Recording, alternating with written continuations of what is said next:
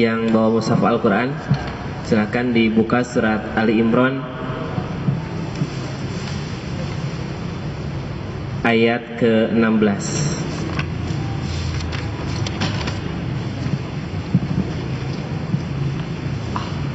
A'udzu billahi minasy syaithanir rajim. الذين يقولون ربنا إننا آمنا فاغفر لنا ذنوبنا وقنا عذاب النار الصابرين والصادقين والقانتين والمنفقين والمستغفرين بالأسحار شهد الله أنه لا إله إلا هو والملائكة وأولو العلم قائما بالقسط لا إله إلا هو العزيز الحكيم إن الدين عند الله الإسلام وما اختلف الذين أوتوا الكتاب إلا من بعد ما جاءهم العلم بغيا بينهم ومن يكفر بآيات الله فإن الله سريع الحساب فإن حاجوك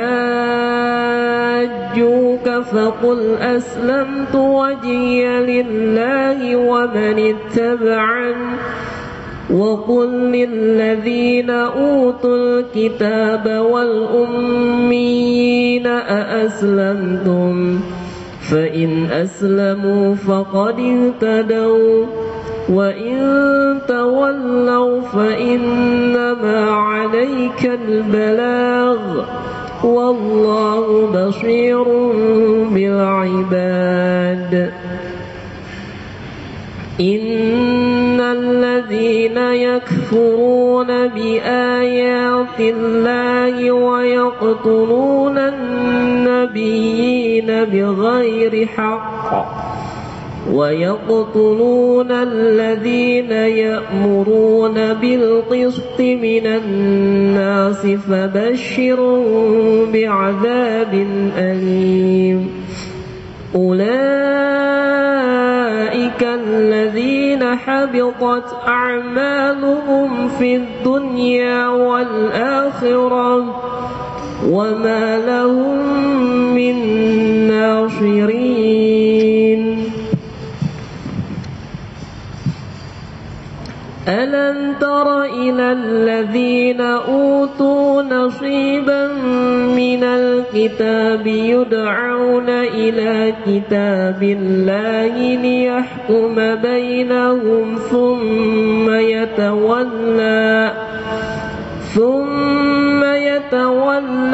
فريق منهم وهم معرضون ذلك بأنهم قالوا لن تمسنا النار إلا أياما معدودات وغرهم في دينهم ما كانوا يفترون فكيف إذا جمعناهم ليوم لا ريب فيه ووفيت كل نفس ما كسبت وهم لا يظلمون قل اللهم مالك الملك تؤتي الملك من تشاء وتنزع الملك ممن تشاء وتعز من تشاء وتذل من تشاء بيدك الخير إنك على كل شيء قدير تولج الليل في النهار وتولج النهار في الليل وتخرج الحي من الميت وتخرج الميت من الحي وترزق من تشاء بغير حساب. صدق الله.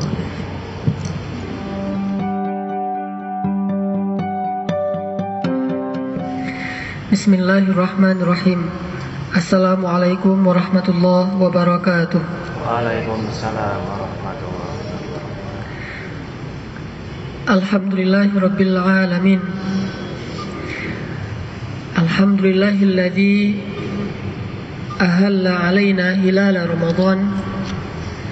Asa an yaj'ala hadzal hilal rushdan wa khairan fi ayyamina wa layalina.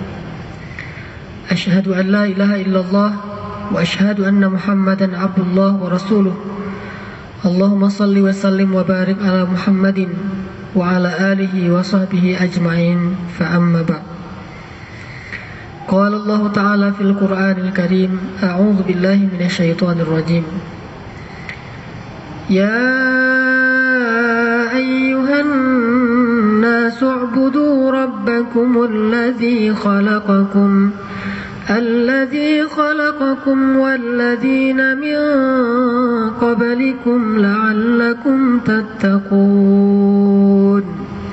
وقال تعالى يا أيها الذين آمنوا كتب عليكم الصيام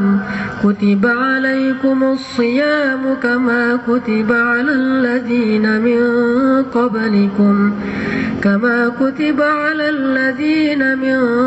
قبلكم لعلكم تتقون.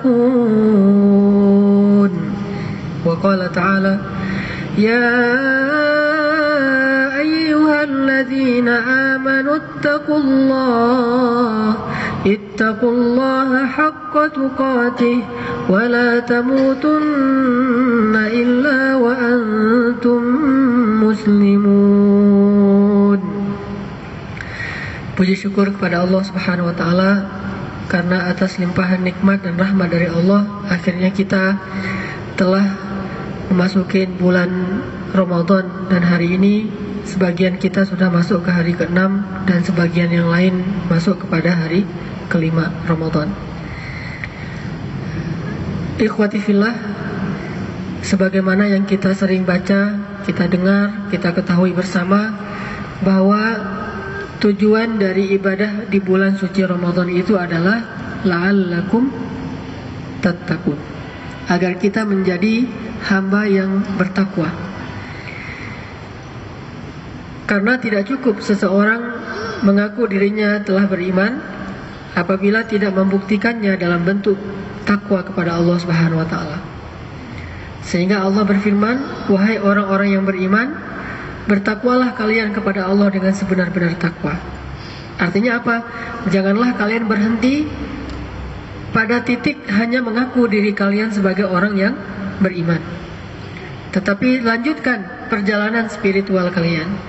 Lanjutkan ucapan iman kalian dalam bentuk konkret, yaitu ketakwaan kalian kepada Allah Subhanahu wa taala. Orang-orang yang beriman dan tidak mau bertakwa, maka Allah menolak iman mereka. Meskipun mereka mengaku dengan lisannya bahwa kami telah beriman. Artinya orang-orang yang beriman tapi tidak mau taat kepada Allah dan Rasul, karena inti dari takwa itu sami'na wa ata'na. Mau taat, menjalankan perintah, meninggalkan larangan. Walaupun dia mengaku kami telah beriman, tapi kalau tidak taat, ditolak imannya. Bagaimana firman Allah di dalam surat Al-Hujurat?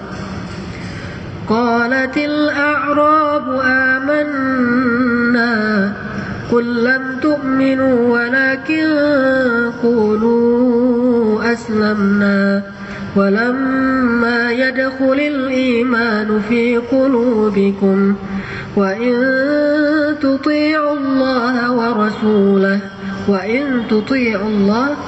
rasulah. Kalau kalian taat kepada Allah dan Rasul, Allah tidak akan menyia-nyiakan pahala dari amal kalian. Tapi kalau kalian tidak taat, walaupun kalian bilang amanna, kata Allah, lam tu'min, kalian belum beriman. Kenapa? Belum takwa. Wa minan nasi man yaqulu amanna billahi wa bil yawmil akhir wa ma hum bimu'minin. Apa maksudnya?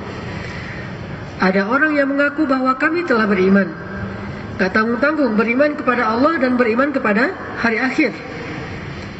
Tetapi kata Allah, wa ma hum bimu'minin, mereka bukan orang yang beriman. Kenapa? Yukhadi'un Allah.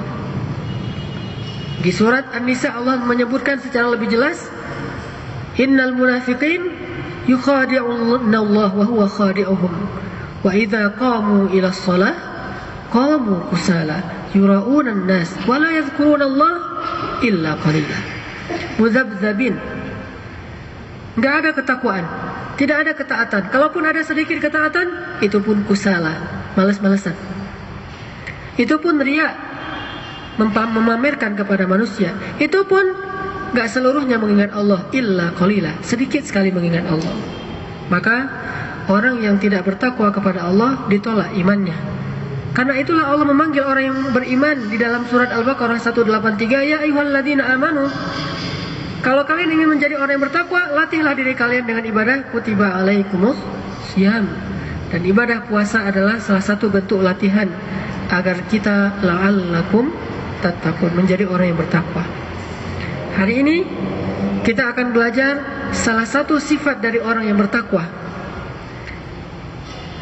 yang harus dimiliki oleh yang bertakwa, terutama yang masih muda-muda, terutama yang masih emosinya bergejolak, terutama bagi mereka yang mudah marah, terutama bagi kita yang terjun ke masyarakat menghadapi berbagai macam tipe manusia.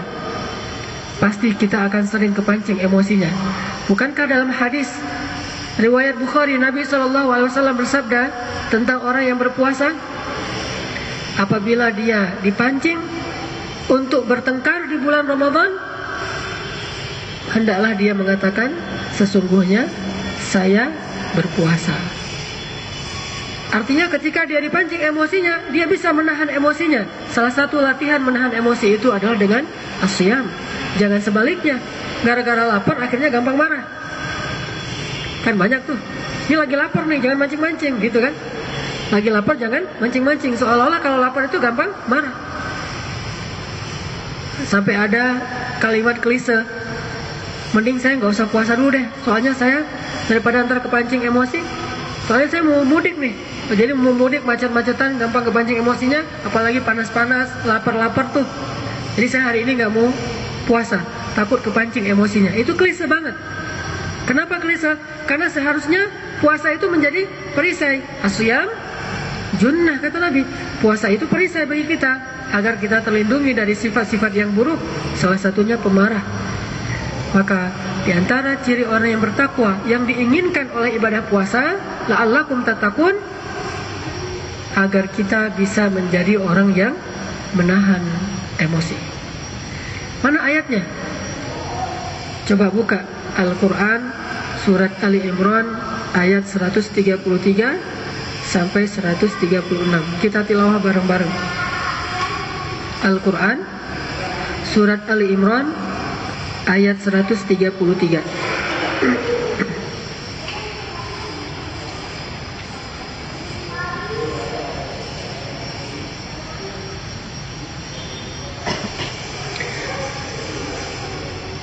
A'udzu billahi minasy syaithanir rajim. Silakan.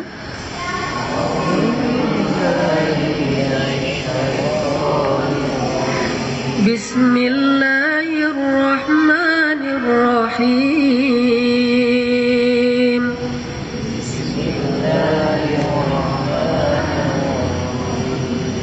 Wasari'u ila maghfiratin min rabbikum wa jannah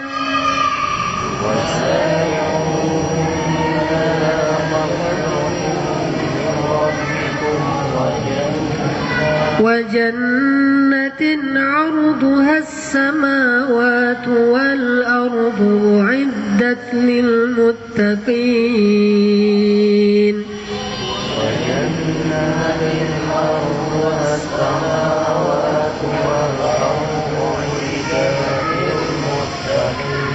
الذين ينفقون في السراء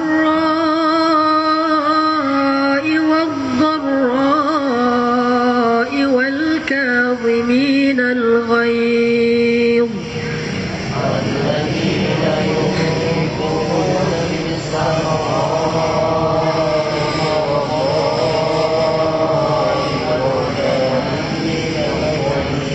والكاظمين الغيظ والعافين عن الناس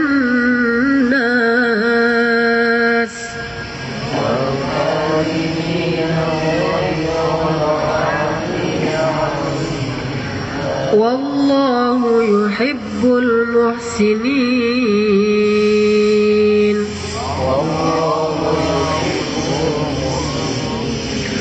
والذين إذا فعلوا فاحشة أو ظلموا أنفسهم ذكروا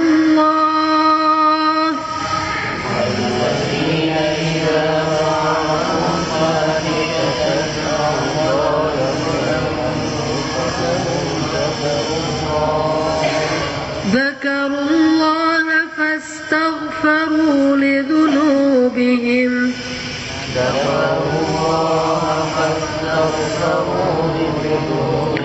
ومن يغفر الذنوب إلا الله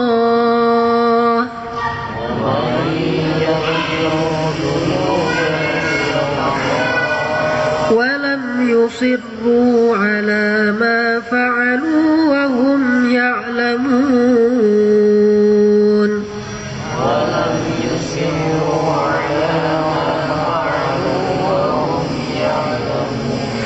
أولئك جزاؤهم مغفرة من ربهم وجنات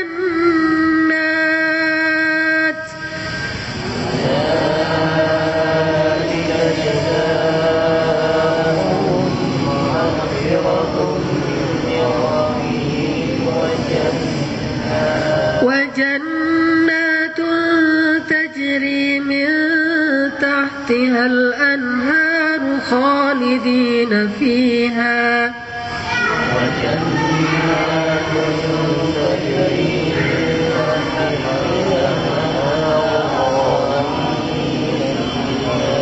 ونعم أجر العاملين.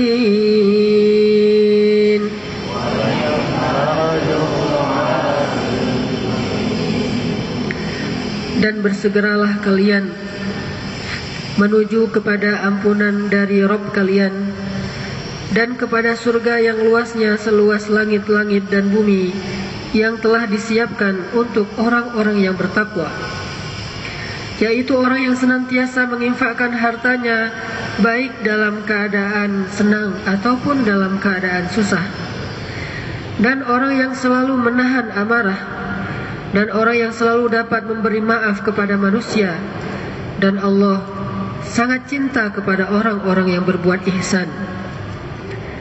Dan orang-orang yang apabila telah terlanjur melakukan suatu perbuatan dosa atau mereka menzalimi diri mereka sendiri, kemudian mereka mengingat Allah, maka mereka memohon ampun kepada Allah atas dosa-dosa mereka.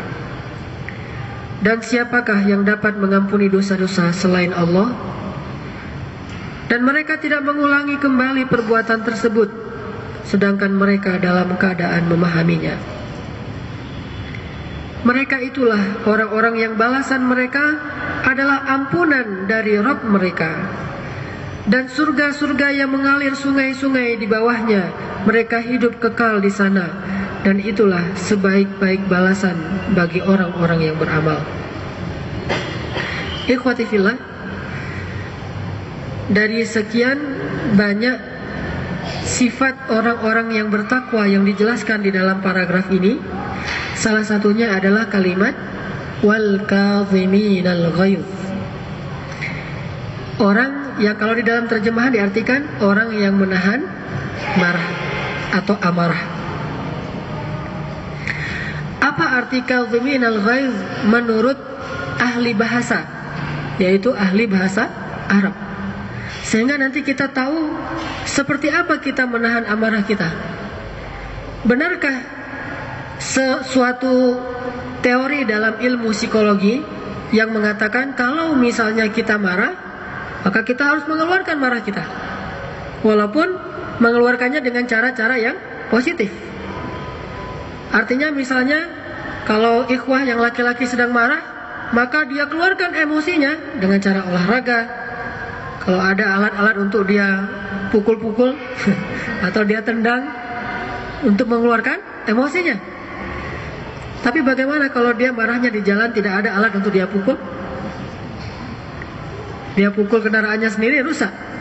Kalau nggak rusak kendaraannya, rusak tangannya.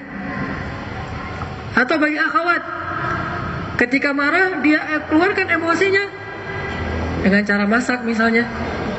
Gimana ngeluarin emosi dengan cara masak? Dia ngulek.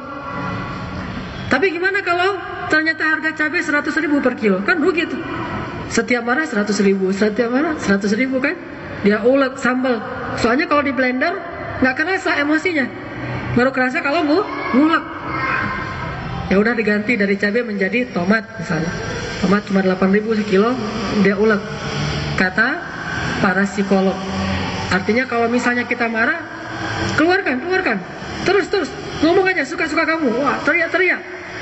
Sehingga kamu bisa plong setelah itu. Udah plong? Belum. Ya lagi, terus aja lagi. Kalau orang barat bilangnya usah gitu ya. Ini cara ngeluarin emosi ala psikologi. Benarkah itu? Atau sepenuhnya benar, atau setengahnya benar, atau tergantung bagaimana cara kita menahan emosi menurut ajaran Al-Quran dan Al-Hadis. Di dalam Al-Quran disebut dengan istilah wal kadhiminal ghaidh, orang yang menahan emosinya. Coba kita buka literatur bahasa dari para ulama ahli bahasa.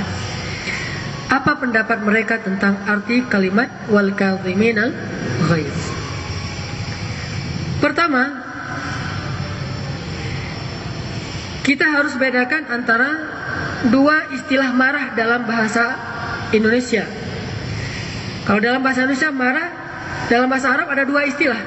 Pertama, al-ghadab, itu juga marah. Atau al-ghaidh, itu juga marah. Apa bedanya al-ghadab dengan al-ghaidh? Yang dipakai oleh Allah di dalam ayat ini adalah al-ghaidh. Di ayat-ayat yang lain nanti Allah pakai al-ghadab. Salah satunya di Al-Fatihah gimana? Ghairil maghdub, bukan orang yang dimarahi ataunya dimurkai atau dikutuk oleh Allah. Apa bedanya marah al-ghadab dengan marah al-ghaidh? Kata sebagian ulama bahasa bahwa al-ghaidh adalah amal batin. Marah di dalam diri kita disebut dengan emosi, perasaan kita sakit, gejolak yang ada dalam diri kita, mendidihnya emosi kita di dalam tubuh kita sampai membuat badan kita gemetaran karenanya, membuat kita panas karenanya, membuat wajah kita merah karenanya, membuat kita stres karenanya. Itu disebut dengan al-ghaidh. Rasa sakit hati, tersinggung, perasaan marah, kecewa, sedih, khawatir, semua ini disebut dengan al-ghaidh. Terutama sedih yang berlebihan, al-huzn. Sedangkan al-ghadab adalah amal zahir, marah yang diekspresikan dalam bentuk zahir, perbuatan. Sehingga karena itu al-ghadab boleh dinisbatkan kepada Allah. Allah marah, tapi Allah nggak pernah sakit hati. Allah marah, tetapi Allah tidak pernah dalam keadaan khawatir. Allah marah, tapi Allah tidak pernah sedih. Dalam arti Allah tersakiti perasaannya oleh makhluk, enggak. Itu al-ghaidh. Maka al-ghaidh tidak boleh dinisbatkan kepada Allah, karena Allah tidak pernah merasakan al-ghaidh. Al-ghaidh itu salah satu kekurangan, hanya bisa dinisbatkan kepada makhluk, karena makhluk punya kekurangan. Dia merasakan al-ghaidh, makanya Allah suruh tahan al-ghaidh. Tapi Allah al-ghadab, Allah memiliki. Allah marah, ya. Tapi kalau Allah sedih, Allah sakit hati, Allah ngambek, nggak ada itu. Atau Allah bosan? Mungkin Tuhan mulai bosan. Allah nggak bosan. Kita yang bosan. Allah mah nggak pernah bosan. Bahkan hambanya, kata Nabi apa dalam hadis Qudsi, ada hambanya yang berbuat dosa di siang hari, Allah beri maaf di malam hari. Berbuat dosa di malam hari, Allah beri maaf di siang hari. Terus sampai apa? Matahari terbit di barat. Pernahkah Allah bosan? Enggak. Kita husnuzan saja. Mungkin maksud dari Ebit GAD itu hanya sekedar syair saja. Tapi yang pastinya nggak ada Allah bosan. Karena itu masuk dalam kategori al-ghayl. Kalau marah, ya. Allah marah kepada siapa? Orang-orang yang musyrikin wal musyrikat, adh-dhannina billahi dhanna saw, alaihim dairatus saw wa ghadiba Allahu alaihim. Allah marah kepada mereka, ghadiba alaihim. Siapa orang yang Allah marahi itu di dalam surat apa? Al-Fath. Orang munafik, liyu'azzibal munafiqina wal munafiqat wal musyrikina wal musyrikati adh-dhannina billahi dhanna as-saw alaihim dairatus saw wa ghadiba Allahu alaihim wa la'anahum. Allah marah, Allah melaknat mereka. Ghadab. Kenapa? Karena mereka kufur kepada Allah, munafik di hadapan Allah, syirik kepada Allah dengan sesuatu yang tidak pantas, sehingga Allah timpakan kepada mereka kemarahan Allah, yaitu siksaan Allah. Maka beda antara marah dengan al-ghayl. Kita dalam dakwah misalnya nih, ada orang dakwah, ketika dakwahnya dibantah, lalu dia tersinggung. Ini al-ghayl atau al-ghadab? Dia berdakwah, ngasih tahu ke temannya, nggak boleh seorang muslimah itu kelihatan aurat, harus ditutup auratnya, karena ini termasuk nggak boleh diperlihatkan kepada yang bukan mahram. Dan itu ada di Al-Quran, surat An-Nur, surat Al-Ahzab. Kayak kamu udah pasti udah masuk surga aja, kata dia misalnya. Lalu kita tersinggung, itu kira-kira al-ghayl atau al-ghadab? Al-ghayl. Disitulah kata Allah, wal kadhimin al-ghayl. Lalu ada orang di depan umum, dia pacaran, dia pelukan, dia ciuman, atau dia melakukan dosa-dosa fahsya. Fahsya itu dosa-dosa yang menghinakan, atau korupsi, atau maling, atau copet, segala macam. Lalu kita menangkap dia, atau kita nasihati dia dengan bahasa yang lebih keras, dengan suara yang lebih tinggi. Itu disebut al-ghayl atau al-ghadab? Itu ghadab. Di situ tidak al-kazimin al-ghadab, nggak boleh menahan emosi di situ. Tapi jangan sampai kita menasihati orang yang berbuat dosa dengan ghayl. Kita menasihati orang yang berbuat dosa harus dengan ghadab, bukan dengan ghayl. Mumpung nih, ya orang yang mau udah saya incar-incar dari dulu tuh, mana kesalahan dia, pas dia punya kesalahan di blow up, dibesar-besarin, di hiperbola bahasanya, terus di bulan-bulanan terus saja ditunjuk-tunjuk. Ini marahnya pakai al-ghayl, bukan pakai al-ghadab. Kalau pakai al-ghadab dia nasihati, atau kalaupun suaranya lebih keras, tetap kata-katanya itu tidak ada kutukan, tidak ada ejekan, tidak ada perolok-olokan. Tetap yang disampaikan itu nasihat, itu namanya ghadab. Pernahkah Nabi ghadab? Beberapa kali Nabi ghadab. Tapi pernahkah Nabi ghayl? Nabi nggak pernah ghayl. Beliau berusaha untuk tidak pernah ghayl. Tapi kalau ghadab, ya. Contoh Nabi ghadab gimana? Di dalam kitab Riyadhus Shalihin dijelaskan hadis tentang bahayanya ghibah. Suatu saat Nabi pulang dari rumah Sofiyah. Sofiyah itu siapa? Istri Nabi dari keturunan Bani Israel, Yahudi. Pulang dari perang Khaybar, Nabi menikah dengan Sofiyah. Sampai di Madinah, Aisyah cemburu banget sama Sofiyah. Sehingga suatu saat, karena saking cemburunya Aisyah kepada Sofiyah, Aisyah menyebut Sofiyah itu dengan istilah kada wa kada. Kan Sofiyah itu begini-begini. Maksudnya apa? Sofiyah itu pendek. Dipakai isyarat dengan tangan Aisyah bahwa Sofiyah itu pendek. Maka pada saat itulah Nabi SAW ghadab. Bukan ghayl. Kalau ghaib, ini istri saya nih, kamu menghina istri saya, bukan. Tetapi yang beliau ghadabkan adalah Aisyah terjebak kepada dosa lisan, yaitu ghibah. Bukan soal ini istri beliau, soal cemburu, soal perasaan Nabi, apa segala macam, bukan. Tapi soal ini dosa ghibah. Sehingga kata Nabi, ya Aisyah, seandainya ucapanmu itu dimasukkan ke dalam lautan, maka seluruh air laut itu akan berbau bangkai. Maksudnya apa? Benarlah firman Allah di dalam surat Al-Hujurat bahwa menggibah itu seperti makan bangkai saudaranya. Jadi gibah itu lebih bau dari bangkai dan lebih busuk. Sampai kalau gibah ini masuk ke dalam lautan, seluruh air lautan itu akan berbau bangkai. Nabi marah, tapi dengan nasihat. Tidak disebut dasar loh, apa misalnya dengan kata-kata yang nggak pantas. Kalimat dasar itu kan awal dari ketidakpantasan tuh. Kalau udah ada dasarnya, dasar udah mulai kata-kata yang nggak pantas. Nah, ini menunjukkan bahwa Nabi menggunakan ghadab, tidak menggunakan ghail. Dalam adegan yang lain, Nabi sedang duduk bersama dua orang sahabat. Sahabat yang pertama namanya Umar, sahabat yang kedua tidak disebutkan namanya. Cuma saya curiga yang kedua ini adalah Abu Bakar, karena biasanya duduk itu bertiga itu, Umar dan Abu Bakar. Cuma di dalam hadis itu nggak disebutkan yang ketiganya. Datang seorang laki-laki yang miskin, meminta bantuan kepada Nabi. Karena Nabi nggak punya apa-apa, akhirnya Nabi mengatakan, pergilah ke si fulan, orang kaya maksudnya, pergilah ke si fulan, minta kepada dia, bilang nanti saya yang akan bayar. Jadi Nabi berhutang demi membantu orang ini. Lalu Umar setelah orang ini pergi, Umar memberi pendapat, ya Rasulullah, kalau bahasa kita mah jangan gitu-gitu amat kali gitu ya. Ini mah bahasa kita. Bahasa hadis kemarin kurang lebih, ya Rasulullah, janganlah engkau memaksakan dirimu terhadap sesuatu yang engkau tidak mampu.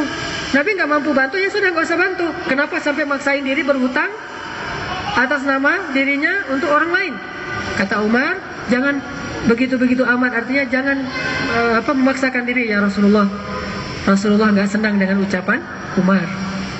Bukan karena Umar nggak percaya kepada Rasulullah, nggak menghargai Rasulullah, bukan itu yang membuat Nabi nggak senang. Tetapi ucapan itu yang tidak membuat Nabi senang, sehingga Nabi cemberut wajahnya. Dia ghadab. Lalu orang di sebelah yang lagi, satu lagi, yang mungkin Abu Bakar, mungkin ya, mengatakan, ya Rasulullah, lakukanlah apa yang engkau mau, karena tidak engkau mau kecuali kebaikan. Tidak ada yang engkau mau kecuali kebaikan. Rasulullah tersenyum, senang dengan pendapat yang kedua. Maksudnya apa? Di situ juga Nabi pernah ghadab. Dalam beberapa urusan Nabi pernah ghadab, pernah marah, tetapi marahnya Nabi selalu dalam bentuk karena Allah Subhanahu wa taala dan sifatnya baik. Cara marahnya baik dan modelnya adalah ghadab, bukan ghail, bukan sakit hati, bukan memendam perasaan dalam hatinya yang kemudian nanti suatu saat akan meledak, bukan. Benar-benar karena Allah Subhanahu wa taala. Itulah sebabnya para ulama membedakan al-ghail dengan al-ghadab. Dan kata Allah wal kadhimin al-ghail, bukan wal kadhimin al-ghadab. Al-ghadab pada tempatnya tidak boleh ditahan. Memang seharusnya disampaikan, ditegaskan, tetapi tetap dengan cara-cara yang baik. Ini bedanya al-ghail dengan al-ghadab. Jadi kira-kira apa al-ghail? Perasaan tersinggung, sakit hati, marah, dendam, sedih, kecewa yang berkecamuk dalam hati kita, itu disebut dengan al-ghail. Lantas apa arti menahan al-ghail, menahan amarah ini? Kata ulama, menahan al-ghail artinya sakata alaih. Dia menahan al-ghail itu kalau dia marah, dia menahan lisannya, agar ketika dia marah, ketika dia tersinggung, dia tidak mengeluarkan atau menumpahkan marahnya dalam bentuk ucapan-ucapan yang tidak baik. Itu berarti kadhimin al-ghail. Diam ketika marah, itu kadhimin al-ghail. Siapa sahabat Nabi yang diam kalau dimarahi atau ketika marah? Dijuluki dengan panggilan Abu Turab, Ali bin Abi Thalib. Panggilannya Abu Turab. Apa arti Abu Turab? Bapak tanah. Karena Ali kalau dia marah sama Fatimah, tersinggung atau kecewa, dia akan keluar dari rumah secara diam. Dia ambil tanah, dia taruh di atas kepalanya. Lalu dia pergi. Kalau Nabi melihat Ali sedang taruh kepala, di atas kepalanya ada tanah, oh ini lagi marah sama Fatimah. Tidak ngeluarin kata-kata, kamu Fatimah nggak berbakti pada suami atau apa, enggak. Takut mengecewakan Fatimah lagi nanti, makin buruk suasananya. Sehingga ekspresinya dia taruh tanah. Saya juga nggak ngerti sampai sekarang kenapa taruh tanah. Wallahu alam, pasti Ali punya alasan yang kuat karena Ali bukan orang biasa. Dia ilmuwan, dia ulama di antara para sahabat. Pasti punya alasan yang kuat sehingga dia pakai gaya style marahnya itu taruh tanah di atas kepala, lalu dia keluar. Ngapain dia keluar? Menghindar agar tidak marah kepada Fatimah. Atau sesekali dia keluar sambil mendendangkan lagu nasyid. La 'aisha illa 'aishal akhirah. Tidak ada kehidupan yang lebih pantas daripada kehidupan di akhirat. Beginilah dunia. Beginilah dunia. Entar di akhirat baru la khaufun 'alaihim wa la hum yahzanun. Tidak lagi sedih. Di dunia memang gini. La 'aisha illa 'aishal akhirah. Sambil taruh tanah di atas kepala. Nabi kalau udah ngelihat Ali, wah Ali nih. Makanya Nabi manggil Ali dengan panggilan Abu Turab, Bapak Tanah. Ini menunjukkan bahwa dia menahan marahnya dengan diam, tidak dengan mengeluarkan semua ucapan. Kalau udah gini, pasti dari ratusan kosakata yang dia keluarkan, minimal setengahnya adalah dosa. Setengahnya adalah dosa. Kalau Abu Bakar, kalau dia lagi marah dia taruh batu di dalam lidahnya. Unik-unik juga sahabatnya. Ada yang naruh tanah, ada yang naruh batu. Kalau dia lagi marah atau dia takut omongannya salah, dia ambil batu dia taruh di bawah lidahnya. Jadi dia kayak apa? Kayak ngemut permen. Tapi bukan permen, rasanya pahit, batu. Karena dulu mungkin nggak ada permen, atau mungkin seharusnya kurma aja kan bisa taruh kurma di sini. Nggak, batu dia taruh. Dia taruh batu akhirnya nggak bisa ngomong. Menahan amarah, menahan lisan dari mengucapkan kalimat-kalimat yang tidak baik. Karena Nabi SAW bersabda, yang paling banyak memasukkan orang ke dalam neraka itu adalah lisannya dan kemaluannya, hawa nafsunya. Dan yang paling banyak memasukkan orang ke surga adalah ketakwaannya kepada Allah dan kemuliaan akhlaknya kepada sesama manusia. Ternyata ketakwaan, yaitu menahan amarah, paling banyak memasukkan orang ke dalam surga. Sakat, dia diam. Walam yudhirhu, dan dia tidak menampakkan marahnya. Ini arti kaziminal ghaid, tidak menampakkan marahnya. Sebisa mungkin orang nggak tahu kalau dia marah apa enggak.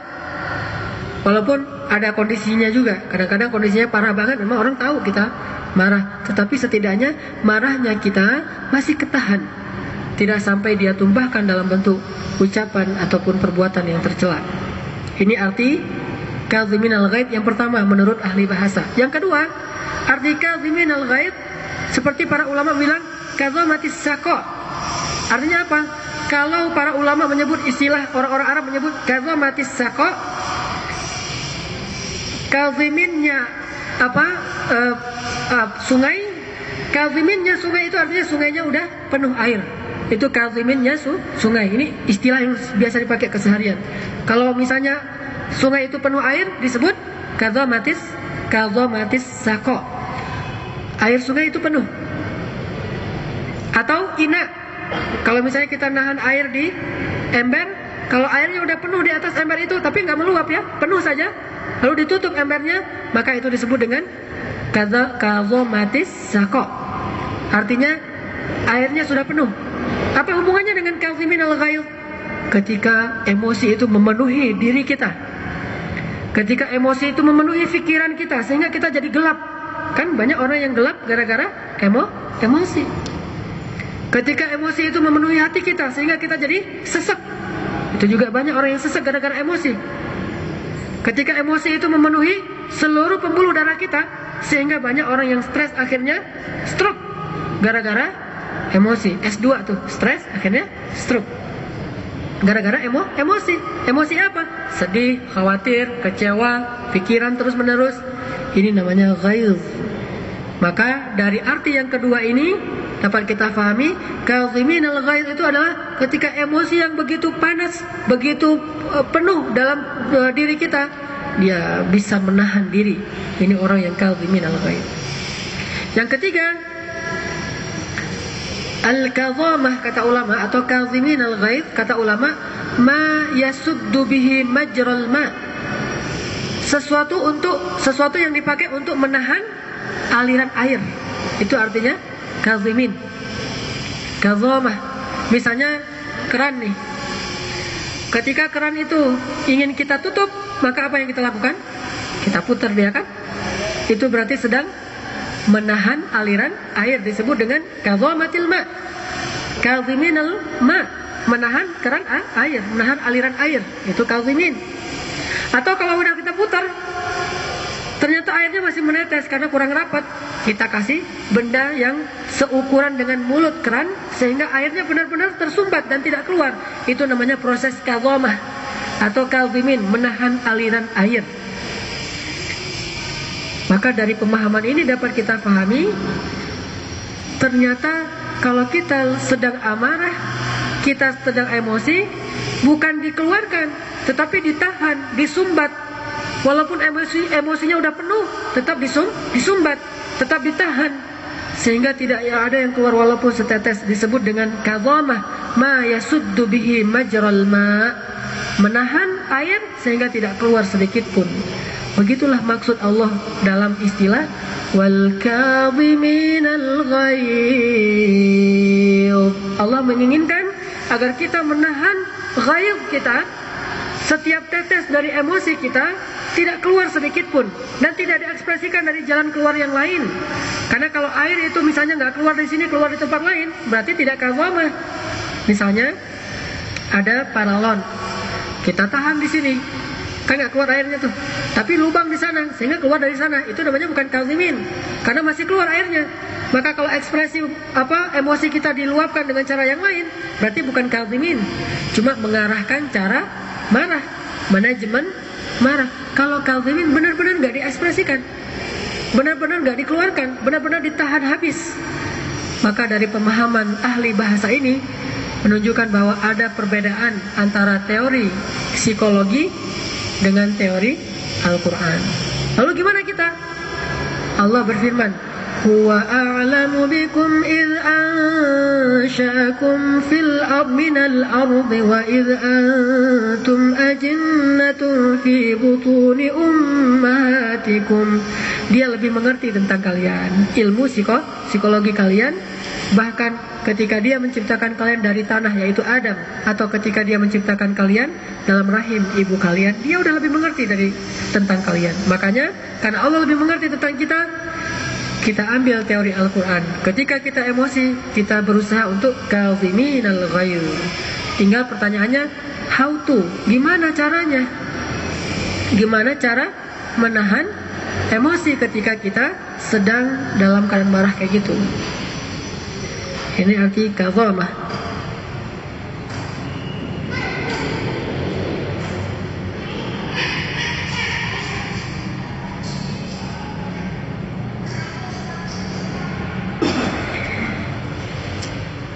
Bagaimana cara kita menahan emosi?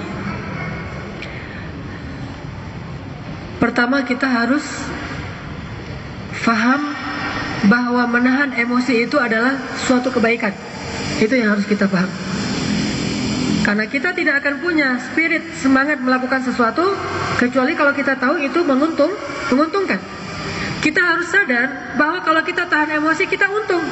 Bukan orang itu yang untung, tapi kita. Kalau kita tahan al-ghaidh, bukan al-ghadab, kita tahan al-ghaidh, kita untung tuh. Bukan orang itu yang untung. Selama ini kenapa kita tidak tahan dengan al-ghaidh? Karena kita pikir kita rugi, dia yang untung kalau kita tahan. Baru sama-sama rugi kalau kita luapkan, kalau kita tumpahkan, baru biar puas hati saya, gitu kan? Kalau enggak belum puas saya, biar dia tahu diri, biar dia juga ngerasain apa yang saya rasakan. Kita ingin sama-sama sakit. Tapi kita ubah mindset kita bahwa ternyata menahan emosi itu sebuah keuntungan dan kebaikan yang luar biasa di sisi Allah Subhanahu wa taala. Dari sisi mana Ustaz menahan emosi itu kok disebut kebaikan? Kita baca hadis-hadis tentang keistimewaan menahan emosi. Pertama, menahan emosi atau amarah adalah salah satu bentuk sifat sabar. Siapa yang meragukan baiknya sifat sabar? Dan salah satu bentuk sifat sabar adalah menahan emosi. Dan Imam Ibnul Qayyim Al-Jauziyah menyebut bahwa akhlak seorang muslim itu ada 4 secara umum. Garis besarnya ada 4 akhlak muslim itu. Pilar-pilar akhlak mulia. Pertama dan yang paling utama, sabar. Sifat utamanya seorang muslim, sabar. Itu yang paling utama. Setelah sabar, iffah. Iffah. Kalau orang Bandung nyebutnya iffah. Orang Indonesia nyebutnya iffah. Atau orang kita nyebutnya ipah. Nang ipah. Itu dari kata iffah. Atau mungkin namanya Syarifah dipanggil ipah. Iffah atau iffah atau ipah artinya apa? Menjaga kehormatan diri. Yang ketiga, pilarnya akhlak mulia kata Imam Ibnu Qayyim Al-Jauziyah adalah syuja'ah, berani. Berani. Dan yang keempat, al-adlu, adil. Yang keempat, adil. Nah, salah satu dari 4 akhlak yang paling mulia ini adalah justru yang paling di depan, yang paling pertamanya as-sabru, sabar. Innallaha ma'as-sabirin wa basyiris sabirin. Sabiru wa sabiru, isbiru wa sabiru. Sabarlah dan kuatkanlah lagi kesabaran kalian. Dan salah satu bentuk sabar adalah ketika kita dipancing emosi kita. Sabar di situ adalah sabar yang luar biasa nilainya di sisi Allah. Wa basyiris sabirin. Sampaikan berita gembira kepada orang yang sabar. Maka kita harus tahu, tidak disebut seorang muslim kecuali apabila dia bersabar. Tidak diterima iman seseorang kecuali apabila dia bersabar. Ahasiban nasu an yutraku an yaqulu amanna. Apakah manusia mengira akan dibiarkan saja mengatakan amanna? Wahum la yuftanun, sedangkan mereka tidak diuji lagi? Pasti diuji. Ahasiban nasu an yadkhulul jannata walamma yadkhulul imanu walamma ya'tikum am hasibtum an tadkhulul jannah walamma ya'tikum mathalul ladzina khalau min qablikum. Gimana kamu mau masuk surga padahal kamu belum bersabar dengan ujian-ujian yang seharusnya kamu ditimpakan sama seperti orang sebelum kamu? Gimana ditimpakan ujiannya? Massathumul ba'sa'u wad-dharra'u wa zulzilu. 3 jenis ujian. Ujian ba'sa, fisik, sakit, disiksa segala macam. Ujian dharra, harta, kekurangan, atau diambil orang lain, atau ditipu, atau dicurangi, atau dizalimi. Ujian harta, atau berinfak di jalan Allah. Wazulzilu, itulah ujian mental.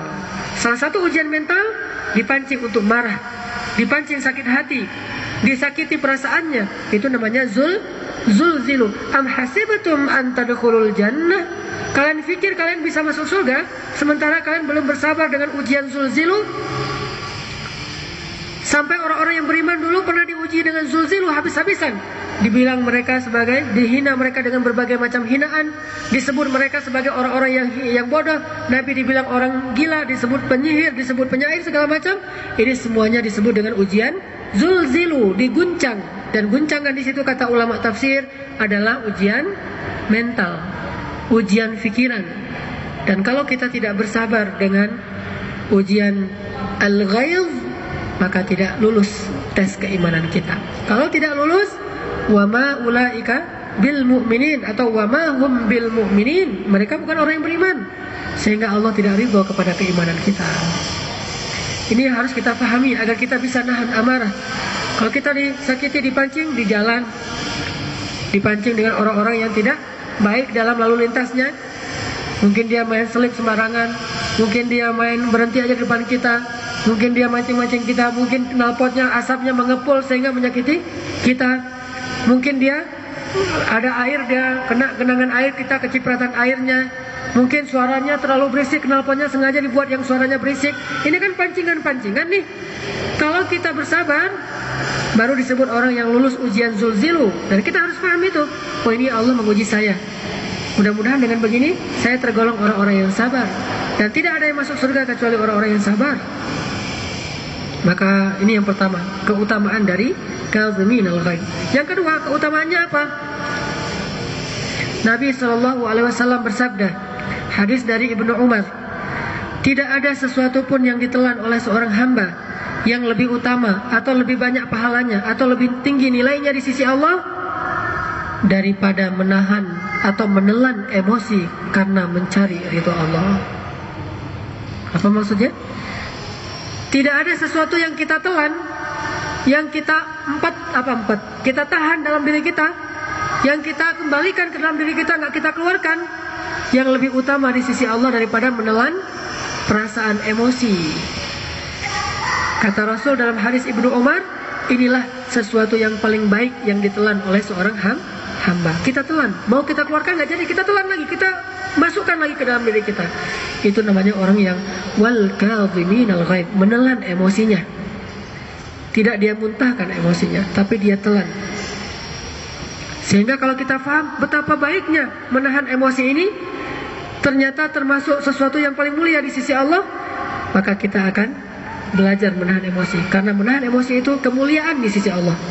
Orang yang paling mulia di antara kalian adalah orang yang paling bertakwa. Artinya orang yang paling bertakwa salah satunya orang yang paling kuat dalam menahan emosi. Di surat apa tuh? Orang yang paling mulia di antara kalian yang paling bertakwa? Surat Al-Hujurat. Suratnya tentang apa? Tentang heterogennya kehidupan manusia. Ya ayyuhan nasu inna khalaqnakum min dzakarin wa unsa wa ja'alnakum syu'uban wa qabaila lita'arafu. Ya wahai manusia, telah kami ciptakan kalian dari laki-laki dan perempuan, dan kami jadikan kalian heterogen, berbagai macam suku, berbagai macam bangsa, berbagai macam karakter, berbagai macam kebiasaan, berbagai macam tipe manusia. Baru Allah bilang, inna akramakum indallahi atqakum. Yang paling mulia di antara kalian yang paling bertakwa. Artinya yang paling bertakwa apa? Menurut pembicaraan kita hari ini, yang paling kuat menahan emosinya. Kenapa dia tahan emosi? Karena dia hidup dengan berbagai macam tipe manusia. Kita berhadapan dengan syu'uban wa qabail katsirah, dengan berbagai macam golongan, kelompok, ormas, dan segala macam mazhab, tipe manusia, segala macam.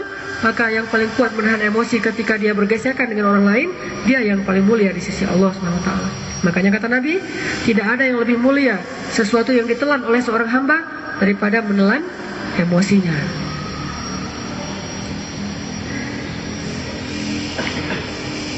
Dulu ketika saya baru nikah, saya nikah di Mesir dulu. Saya dari Aceh, istri saya dari Jawa Timur. Kan beda banget tuh syu'uban wa qabailnya. Saya pernah, istri saya marah, saya nggak tahu kenapa dia marah, dan saya nggak tahu apa salah saya, apa salahku gitu kan. Kenapa? Karena beda karakter. Waktu itu kita karena nggak pacaran, jadi pas langsung menikah, adaptasi karakternya itu di awal-awal beda banget. Suatu hari kita mau keluar dari rumah kita, mau ke tempat foto keluarga. Di sana ada tempat studio foto yang bagus, namanya Semi Foto. Kalau di sini ada, misalnya Yonas gitu kan, di sana ada Semi. Kita mau ke Semi, siap-siap. Laki-laki kan kalau siap-siap cepat kan, ambil aja baju langsung pakai, kan nggak ada dandan-dandanan. Bahkan bedak juga nggak pernah pakai kan? Pernah pakai bedak? Nggak pakai bedak, langsung udah selesai. Saya pakai baju baju kayak koko gitu, pakai celana, udah selesai. Nggak perlu, paling rambut saya juga pendek, nggak perlu disisir juga, nggak akan kelihatan, nggak rapi. Istri kalau perempuan kan beda, memang tabiatnya perempuan, apalagi mau foto, pilih dulu. Kalau pink semua, kalau ungu semua, sampai jam-jamnya ungu, cincinnya ungu, segala brosnya ungu. Kalau perlu bibirnya, lipstiknya ungu gitu kan. Nah, tapi nggak gitu-gitu amat. Maksudnya ini lagi dandan. Agak lama dandannya. Saya bilang, ayo bah dalam bahasa Aceh, bahasa mengajak. Ayo dong kalau bahasa Betawi mah. Ayo dong gitu kan. Dong itu dalam bahasa Acehnya bah. Dalam bahasa Aceh, dong itu adalah beh.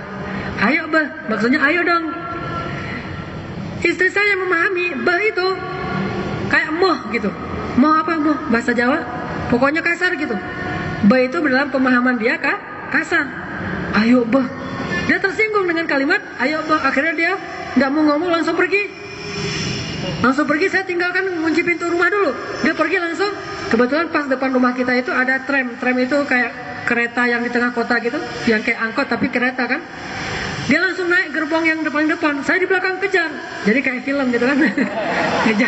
Ngejar di belakang, dia udah naik ke dalam gerbong. Saya kejar, akhirnya saya dapatnya gerbong yang belakangnya. Saya ngintip dari jendela, dia udah turun atau belum. Dia udah turun. Dulu kan kita nggak pakai HP, cuma saya aja yang pakai HP, dia nggak pakai HP. Akhirnya saya ngintip dari gerbong, udah turun belum. Kalau belum turun saya tungguin. Pas dia turun saya buru-buru turun karena dia langsung tutupin pintu. Saya langsung turun. Akhirnya kita jalan diam-diaman sampai ke semi. Di semi di foto, sampai sekarang masih kita simpan. Nih foto pas lagi ngambek. Foto keluarga lagi ngambek. Saya juga nggak enak soalnya. Gara-gara apa?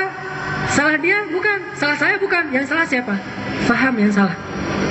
Salah Pak? Faham. Kenapa? Syu'uban wa qabaila lita'arafu. Supaya kalian saling kenal. Supaya kalian tahu, oh ternyata setelah ta'aruf, oh versi orang Aceh itu dong versi orang Betawi. Oh nggak kasar. Itulah kata Allah, kalian itu berbagai macam karakter. Saya juga gitu, ketika dia ngucapin sesuatu yang saya nggak ngerti, saya pikir itu nggak pantas banget untuk suami. Gaya ngomongnya misalnya, gaya gaulnya orang Jawa dengan gaya gaulnya orang Aceh beda. Misalnya di Aceh itu perempuan harus bisa masak, wajib bisa masak. Salah satu seleksi menantu di Aceh itu kalau datang ke mertua itu disuruh masak. Coba kamu bisa masak apa? Gitu tuh. Kalau nggak bisa masak, nggak lulus seleksi. Cari lain yang bisa masak. Namanya perempuan itu hanya tuh jadi tukang masak. Bahkan kalau di TV-TV chef itu banyak laki-laki. Tapi kalau di Aceh tradisinya perempuan harus bisa masak. Minimal masaknya 3 macam dan harus enak. Bukan cuma bisa ngedadar telur, enggak. Harus enak. Gimana telur biar nggak angus, tebal tapi dalamnya matang. Sibuk banget nih dengan urusan makanan. Karena orang Aceh senang makan. Nah pas istri saya beberapa kali nggak masak karena kita sama-sama mahasiswa nih, dia lagi S2, saya lagi S2, akhirnya sibuk dengan belajar sendiri-sendiri. Saya tanya, di dapur nggak ada apa-apa nih? Nggak ada, kan saya masih bawa budaya Aceh nih, istri harus masak. Kok nggak masak? Beli aja kata dia. Tersinggung saya, karena di Aceh apabila seorang perempuan mengatakan beli, itu nggak terhormat, itu nggak bagus tuh, nggak mulia lah dalam urusan. Ini kan budaya ya. Akhirnya saya tersinggung, ternyata itu nggak benar. Yang benarnya ya ngapain mempersulit diri sendiri kan? Kalau beli ya beli aja. Kebetulan di sana juga ada warung Thailand. Kalau Padang nggak ada di Mesir, ya ada warung Thailand. Masakan Thailand tuh enak-enak. Cuma gara-gara budaya tadi akhirnya muncul lagi salah paham. Lagi-lagi si paham salah. Nah, ini menunjukkan bahwa syu'uban wa qabail, sehingga Allah memberi nasihat kepada kita dalam urusan ta'arafu, bergaul dengan syu'uban wa qabail ini. Nasihatnya apa? Inna akramakum 'indallahi atqakum. Orang yang paling mulia di antara kalian yang paling kuat menahan emosinya, karena itu bagian dari atqakum, ketakwaan. Yang paling kuat menahan emosinya. Salah satu makna dari atqakum di ayat itu, bisa menahan diri kalau dia berbeda, bersinggungan, bergesekan, karena emang nggak bisa sama persis dalam organisasi. Karakternya macam-macam. Jangan sampai gara-gara kita ghail, kita tidak mau lagi berdakwah atau terlibat dalam kegiatan-kegiatan yang solih dalam organisasi kita, gara-gara tersinggung dengan salah seorang di antara kita. Ini namanya tidak kaziminal ghaid. Kita harus mengorbankan ghaid kita demi kepentingan umat. Kita harus korbankan ghaid kita demi kepentingan agama. Kita harus korbankan ghaid kita demi kepentingan dakwah. Itu namanya wal kaziminal ghaid. Orang yang mengorbankan perasaannya demi maslahat yang lebih besar untuk umat, untuk agama, untuk bangsa, untuk masyarakat, untuk dakwah. Ini namanya wal kaziminal ghaid. Gak mungkin kita gak tersinggung, pasti. Jangankan organisasi yang kayak gini, suami istri aja juga sering tersinggung kan ya. Terutama nih saya nasihatin kepada teman-teman yang akhwat, mewakili ikhwan. Banyak laki-laki itu kalau ngomong itu gak sadar kalau dia nyakitin perasaan perempuan. Jadi jangan terlalu serius. Artinya apa? Dia nggak serius mau menyakiti perasaan perempuan. Nggak serius. Emang wataknya gitu tuh. Wataknya itu terlalu to the point. Nggak ada basa-basinya. Apalagi pas jadi suami. Kalau pacaran mungkin, kalau ada orang pacaran biasanya lebay-lebay amat tuh ya. Wah, kolah ini, kolah itu, segala macam. Bintang masuk, bulan masuk, laut, segala macam masuk. Dalam puisi-puisinya tuh. Giliran udah selesai akad, diajak ngomong juga nggak ngelihat. Kalau laki-laki pas ibunya atau istrinya ngajak ngomong nggak ngelihat, itu bukan dia cuek. Ini curhat laki-laki ya. Bukan berarti dia cuek, tapi dia terlalu nyaman. Setelah diakad, dia udah nyaman. Oh, ini udah jadi istri saya nggak perlu khawatir lagi dia minta putus. Kita pokoknya putus, lo gue N, nggak perlu khawatir lagi dia tuh. Makanya dia udah nyaman aja tuh. Laki-laki tuh tipenya gitu. Ketika udah merasa nyaman, kelihatannya cuek gitu. Padahal bukan cuek, udah nyaman, udah aman, rasanya udah nggak perlu khawatir. Pas lagi ta'aruf, dia khawatir kan, disabet orang di tengah jalan. Akhirnya dia agresif banget, ngasih puisi segala macam, hadiah apa itu sudah. Kalau ngomong dia perhatiin. Kenapa? Karena belum aman. Ketika aman udah santai dia. Itu rahasia laki-laki. Jadi jangan tersinggung dulu. Laki-laki juga gitu. Jangan berpikir perempuan itu bengkok dalam arti keliru. Enggak. Kita sering salah memahami arti sesungguhnya perempuan fa innal mar'a khuliqat min dhila wa inna a'wajud dhila a'laha. Perempuan diciptakan dari tulang rusuk, dan tulang rusuk itu bengkok. Apa maksud dari hadis Nabi itu? Bahwa tulang rusuk yang bengkok itulah yang melindungi jantung kita. Kalau dia lurus, jantung kita pasti akan tidak nyaman dengan detak-detaknya. Ini tulang rusuk nih, jantung kita. Kalau dia tulang rusuknya lurus, maka jantung kita itu nggak bisa bergerak dengan leluasa. Maka dia ngalah, dia bengkok begini. Sehingga ada tempat untuk jantung. Makanya kata Nabi, maksudnya apa? Perempuan itu memberikan kenyamanan bagi laki-laki. Sehingga tujuan dari pernikahan itu tujuannya apa? Litaskunu ilaiha. Supaya kamu bisa sakinah kepadanya. Supaya kamu bisa nyaman bersamanya. Karena laki-laki yang sendiri nggak nyaman. Nyaman gak sendiri? Gak nyaman sendiri. Tapi ketika dia sudah dibungkus oleh tulang rusuk, maka jantung itu nyaman bergerak. Maka pertimbangan-pertimbangan perempuan itu pertimbangan tulang rusuk. Apa maksud pertimbangan tulang rusuk? Pertimbangan untuk menyamankan kita. Karena laki-laki itu jur'ah. Apa arti jur'ah dalam bahasa Indonesia? Sembrono. Kurang pertimbangan, main sembarangan aja akhirnya nyesel. Ada teman saya pergi ke Tegalega, dia nggak ada janggutan, dia senang banget dengan saya karena janggutan saya panjang. Dia kata dia, saya pengen janggutan kayak Ustadz, tapi nggak bisa. Pernah saya pergi ke Tegalega, ada orang di Tegalega jualan obat janggut, tahu sendiri kan? Wah, ini ampuh sekali, diambil dari Irak, langsung di negeri 1001 malam, dan sekali pakai langsung janggutan. Hati-hati jangan salah, kalau sedikit saja salah nanti jadi kayak monyet katanya. Kebetulan orangnya emang janggutan yang jualan itu, dan dia bulunya banyak. Saya dulu juga kata dia buka gini, saya dulu juga pas pakai obat ini nggak sengaja, belum cuci tangan, saya pegang tangan saya, akhirnya tangan saya banyak bulu kata dia gitu kan. Orangnya percaya, laki-laki kan gampang percaya tuh. Istrinya liatin aja. Ibu-ibu kan kalau belanja banyak pertimbangannya. Kalau laki-laki nggak ada pertimbangan, yang penting ada duit. Baru pertimbangan kalau nggak ada duit. Kalau perempuan ada duit pun pertimbangan. Kalau laki-laki kalau ada duit, kebetulan ini orang kaya. Oh gitu ya. Yang penting bapak kalau pakai ini kayak balsam gitu, jangan lupa cuci tangan. Entah nggak sengaja megang-megang wajah, wajahnya kayak monyet. Oh gitu ya. Yakin banget kan? Dia beli berapa? 5. Kata istrinya, coba dulu beli 1, nanti kalau cocok baru beli lagi. Kan bener kan? Pertimbangan rusuk itu namanya tuh. Kalau tadi nggak ada pertimbangan, nggak apa-apa lah. Juga 15 ribuan beli 5. Akhirnya bawa pulang ke rumah. Dia pakai bukan numbuh, malah datangin semut. Dia pakai mau tidur, dia pakai gini. Oh, malam-malamnya ada banyak semut di sininya. Kenapa? Nggak mungkin ada mengandung gula atau apa manisnya. Nggak tumbuh sampai sekarang. Kata istrinya, tuh kan nggak mau dengar sih kata istri. Ini namanya tulang rusuk. Perempuan itu bengkok. Kenapa dia bengkok? Karena dia melindungi jantung, sehingga jantung itu sakinah bergerak. Maka sayanglah perempuan kalian. Istausu bin nisa'i khairan kata Nabi. Bersikap baiklah kepada perempuan. Sesungguhnya perempuan itu bengkok. Kalau kalian terlalu keras, dia akan patah. Kalau kalian membiarkan, maka dia tetap bengkok. Artinya apa? Kalau kalian sedikit mengalah, kalian akan nyaman dengan kebengkokan perempuan itu. Kalau kalian sedikit mengalah, maka kalian sendiri yang akan merasanya nyaman dengan kebengkokan perempuan itu. Selama ini diartikan gimana?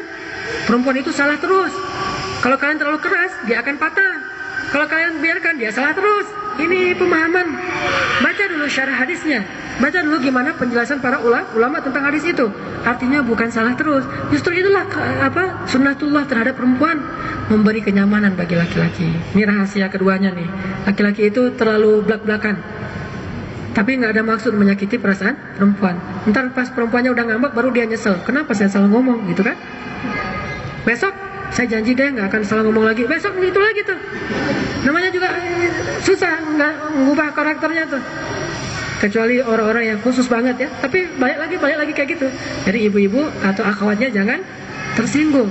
Begitu juga laki-laki. Kalau banyak pertimbangan dari perempuan, jangan pikir dia bengkok. Justru gara-gara itulah kita menjadinya nyaman. Beli juga di Tegalega terus nih ceritanya. Beli lagi di Tegalega antena. Antenanya gimana? Kecil. Tidak usah pasang sampai 100 meter. Tidak usah apa segala macam. Tidak usah ribet-ribet. Ini buatan anak dalam negeri. Belum sudah lulus uji, cuma belum diizinkan oleh pemerintah. Saya sudah jual kepada bapak-bapak. Harganya murah. Jadi bapak-bapak pakai ini langsung dapat parabola. Parabola kecil, harganya 10.000. Parabola 1,5 juta. Beli sama dia 3, karena TV-nya di rumah ada 3. Kata istrinya 1 dulu, enggak 3. Ternyata pas dipasang, wow, banyak lalatnya, banyak nyamuknya, enggak ada apa-apa. Ini gara-gara apa? Tidak menggunakan tulang rusuk, langsung bergerak sendiri, tidak ada pelindungnya, sehingga dia gampang terluka, gampang rugi, gampang rusak, gara-gara tidak ada bungkus pelindungnya, kemasannya itu adalah tulang rusuknya yang bengkok. Dan tulang rusuk yang ini adalah yang paling atas. Ini menunjukkan bahwa semuanya punya karakter. Tinggal lagi gimana kita wal kaziminal ghaidh. Kita berdakwah, jangan berharap berdakwah itu semudah beribadah. Enak mana beribadah dengan dakwah? Enak ibadah. Orang yang ahli ibadah dimuliakan, dipuji. Oh hebat ya, dia ahli tahajud. Hebat ya, ahli puasa Senin Kamis atau puasa Daud. Hebat ya, ahli tilawah, hafal Al-Quran, ngajinya bagus. Kan dipuji kan? Tapi kalau dakwah bukan dipuji, malah dihujat.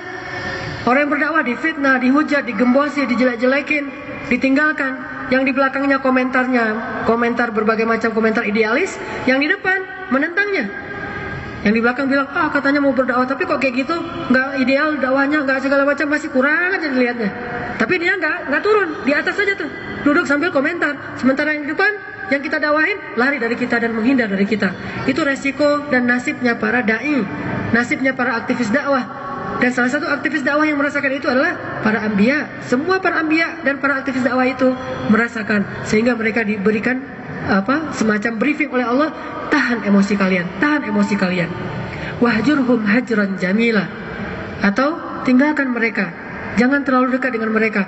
Ucapkanlah kalimat wa qul lahu qaulan layyinan. Allah suruh bersabar, wasbir. Wahai Muhammad, bersabarlah. Kenapa?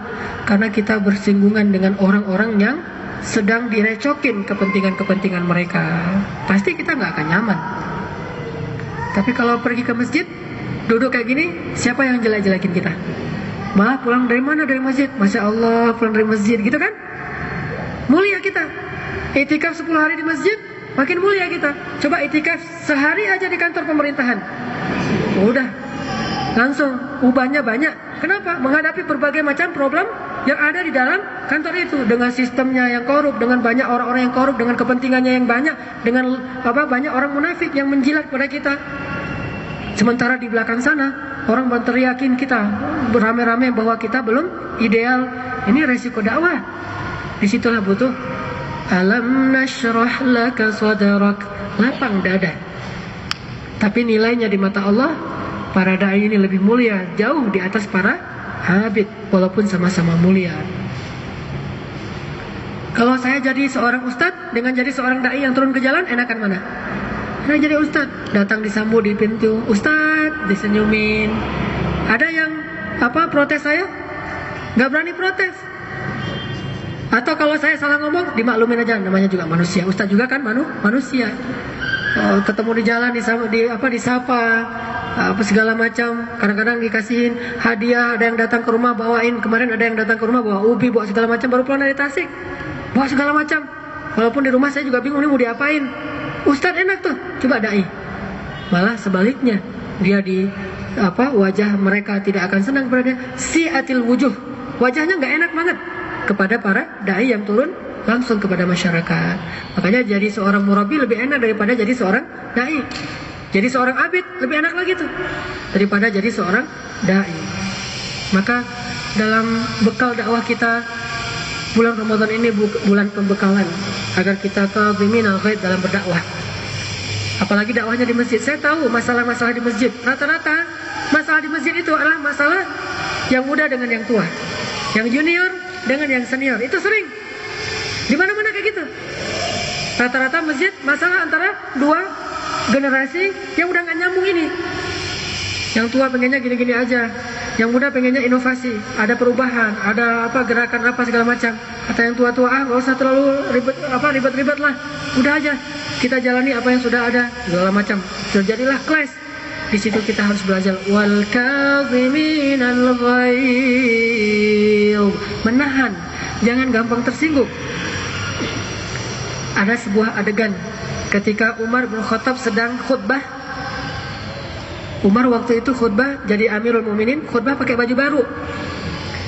Di antara jamaah yang ikut mendengar khutbah Umar, ada seorang laki-laki namanya Salman Al-Farisi, sahabat juga kan? Salman duduknya gini. Duduknya nggak peduli, kayak kurang nyaman gitu. Biasanya kan dia dengerin gitu kan, penuh dengan perhatian. Ini duduknya resah gitu. Umar tanya, "Ya Salman, kenapa kamu resah? Ada masalah apa?" Kata Salman, "Ya Amirul Mukminin, kalau engkau bertanya aku akan menjawab. Saya tidak akan nyaman duduk di sini mendengar nasihat ilmu dari engkau sampai engkau menjelaskan dari mana asal baju yang kau pakai itu." Salman nggak mau mendengar ilmu dari seorang guru yang pakaiannya, makanannya itu dari makanan yang haram. Makanya Salman masih belum yakin ini dari mana, khawatir dia. Sehingga dia tanya, dari mana baju yang kau pakai? Kok sekarang baju baru? Biasanya bajunya biasa, sekarang baru dan bagus. Apakah Umar tersinggung? Apakah Umar bilang, udah ciduk bawa ke penjara? Enggak kan? Enggak tersinggung. Padahal dia presiden. Umar tersenyum dan mengatakan, "Ya Abdullah ibnu Umar, anaknya Umar. Ya Abdullah, bangun. Jelaskan kepada Salman, dari mana baju ini?" Kata Abdullah, "Ya Salman, baju ini adalah baju hadiah saya untuk ayah saya. Karena saya lihat ayah saya nggak punya baju yang bagus untuk tampil di depan, saya kasih hadiah." "Oh gitu, kalau gitu saya akan duduk mendengar," kata Salman. Umar tidak tersinggung. Sementara banyak orang karena senioritasnya segala macam, ketika dinasihati sama adik kelasnya atau yang juniornya, dia merasa tersinggung. Udah nggak usah banyak. Atau seorang ustadz dikasih tahu, dia merasa tersinggung karena merasa dipermalukan. Enggak. Malu itu apabila kita berbuat salah dan tidak mau memperbaikinya. Tapi kalau kita salah atau tersalah lalu memperbaikinya, orang yang bertakwa bukan orang yang nggak pernah berbuat salah. Justru kata Allah di ayat 135, "Walladzina idza fa'alu fahishatan aw zalamu anfusahum dzakarullah." Orang yang bertakwa, orang yang berbuat fahisyah, ya kan? Orang yang berbuat dosa, menzalimi diri sendiri, tetapi fastaghfaru, bertaubat kepada Allah. Dan Allah nggak pernah bilang aku mencintai orang yang bersih. Allah hanya bilang aku mencintai orang yang membersihkan diri. Karena nggak ada yang bersih. Bahkan Nabi bersabda dalam hadis Muslim, seandainya semua kalian tidak berbuat dosa, Allah akan binasakan kalian, mengganti dengan generasi yang berbuat dosa, lalu Allah akan menerima taubat mereka. Artinya apa?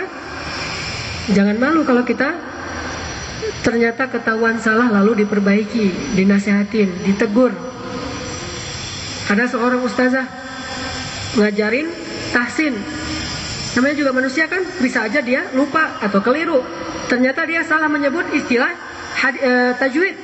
Ditegur, diralat sama muridnya. Ustazah, kalau nggak salah menurut saya ini bukan idhar, tetapi ini idgham. Udahlah, kita nggak usah sibuk dengan istilah lah, kata dia. Pokoknya baca aja gimana saya suruh. Emosi. Ini namanya tidak kadhiminal ghaid. Gengsinya tinggi amat. Syekh saya, Syekh Tariq Faris, beliau ngambil S2 di 2 fakultas di Al-Azhar. Satu fakultas bahasa, satu lagi di Fakultas Syariat. Dan beliau hafiz Al-Quran dengan 10 qiraat. Ketika beliau buat tesis untuk sidang S2-nya di syariat, beliau menuliskan satu gaya bahasa yang tidak difahami oleh pembimbing beliau, profesor di Fakultas Syariat. Sehingga beliau dipanggil, "Tarik sini. Ada apa, Syekh? Ini paragraf ini rancu," kata pembimbingnya. "Rancu gimana? Ini bahasanya nggak kayak gini, nggak tepat ini bahasanya. Saya tahu kamu dari jurusan bahasa juga, tapi menurut saya ini salah." Apa kata Syekh Tarik? "Kalau begitu, bagaimana pendapat Syekh? Firman Allah SWT di surat Fulan, ayat Fulan, dibacakan ayatnya yang bahasanya sama dengan bahasa ini." Baru ngeh. Dan pastinya ulama Al-Azhar semuanya hafiz, nggak ada yang nggak hafiz. Mungkin dia nggak ngeh aja ke ayat itu, baru profesor ini ngeh. Apa kata profesor? "Kalau begitu, kamu yang benar, saya yang salah." Ini namanya kaziminal ghaib. Dia korbankan emosi dan egonya demi sesuatu yang lebih benar. Jangan terlalu kekeh memegang pendapat walaupun itu sudah terbukti salah. Maka ini yang disebut dengan kaziminal ghaib, menahan perasaan emosinya, ego dan segala macam demi kebenaran. Orang yang seperti ini, orang yang mendapatkan kemuliaan di sisi Allah, malah lebih mulia, nggak usah khawatir. Hadis yang lain, ini bukan hadis, kata-kata Aisyah. Aisyah pernah melihat seorang perempuan yang sedang marah-marah. Apa kata Aisyah? "Lillahi darut taqwa." Kalau kamu menahan marahmu, maka ketakwaanmu itu akan dibalas oleh pahala, dibalas pahala oleh Allah Subhanahu wa taala. Artinya apa? Menahan amarah menurut Aisyah radhiyallahu anha adalah termasuk ciri orang yang bertakwa. Menahan amarah termasuk ciri orang yang bertakwa. Kita lihat adegan ketika Umar bin Khattab pernah salah dalam memutuskan suatu hal. Udah pernah saya putar? Kalaupun udah pernah, diulangi lagi aja ya. Umar memfatwakan bahwa nggak boleh seorang laki-laki meminta mahar tinggi-tinggi amat. Kalau dia minta mahar yang tinggi, maka sisanya itu akan diberikan kepada baitul mal. Misalnya dia tetapkan mahar paling tinggi 100 dirham. Kalau dia minta 150 dirham, maka 50 dirham itu akan diserahkan kepada baitul mal. Diumumkan sama Umar. Akhirnya ada yang protes. Yang protes itu adalah Asy-Syifa. Syifa ini seorang perempuan yang banyak ilmu fikihnya. "Ya Amirul Mukminin, kenapa engkau menetapkan sesuatu yang bertentangan dengan hukum Allah?" "Ya gimana bertentangan?" Dia bacakan ayatnya. Lalu bagaimana sikap Umar ibnu Khattab? Kita lihat adegan ketika Umar radhiyallahu an ditegur oleh Syifa.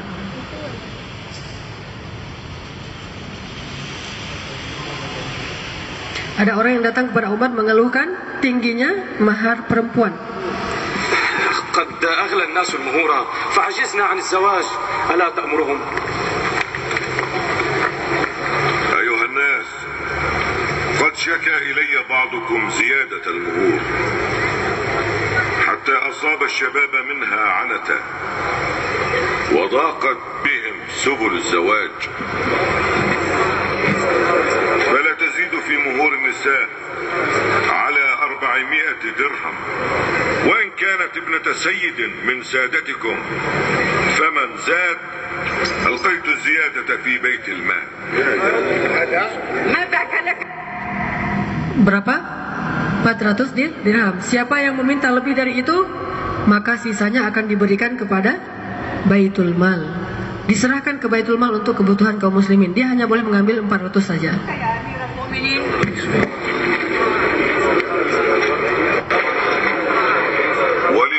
لأن الله تعالى يقول وإن أردتم استبدال زوج مكان زوج وآتيتم إحداهن قنطارا فلا تأخذوا منه شيئا أتأخذونه بهتانا وإثما مبينا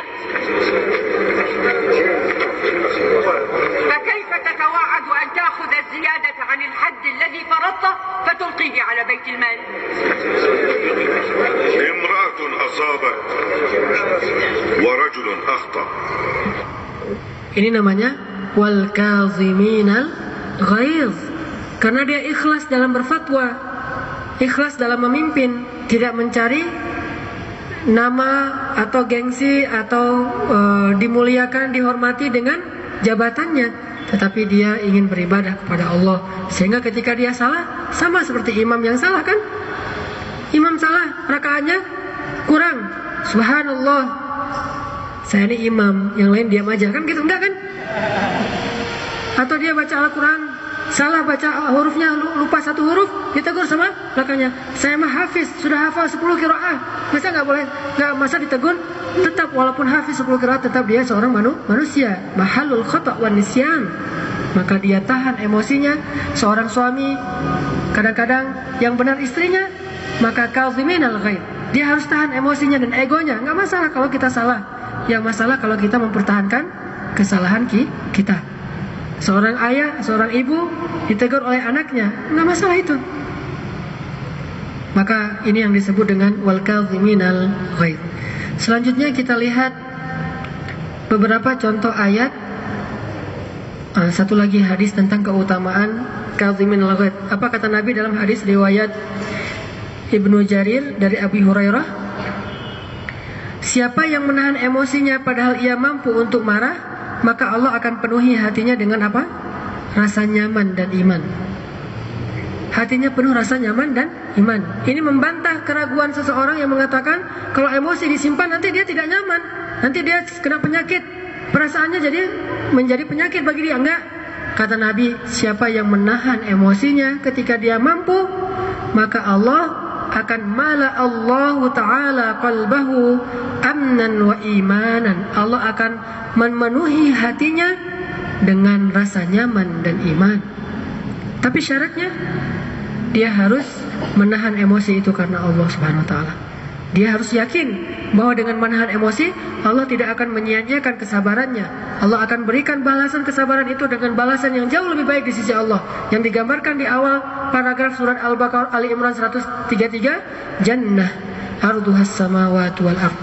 Atau 136, jannatin tajri min tahtihal anhar. Atau maghfiratan min indi rabbihim, min rabbihim, ampunan dosa di sisi Allah. Ketika kita menahan emosi, Allah mengampuni dosa-dosa kita. Kita tahan amarah, Allah mengampuni dosa kita. Makanya pas dipancing di jalan, kita lagi kendaraan kita dipancing, astaghfirullahaladzim. Atau kita ucapkan apa kalimat yang bisa menahan emosi? La haula wala quwwata illa billah. Kata Nabi, la haula wala quwwata illa billah adalah obat untuk 1000 macam penyakit. Salah satunya alham dan algham. Apa itu? Perasaan emosi dalam diri kita. Mengobati 1000 macam penyakit. Salah satunya adalah alham, algham. Alham itu keinginan-keinginan yang berlebihan. Algham itu rasa-rasa yang tidak nyaman dalam hati kita. Itu bisa diobati dengan la haula wala quwwata illa billah. Pas kita dipancing, la haula wala quwwata illa billah. Jadi para sahabat sering mengucapkan kalimat ini ketika mereka dipancing emosi, la haula wala quwwata illa billah, la haula wala quwwata illa billah. Sehingga kita bisa menahan emosi kita.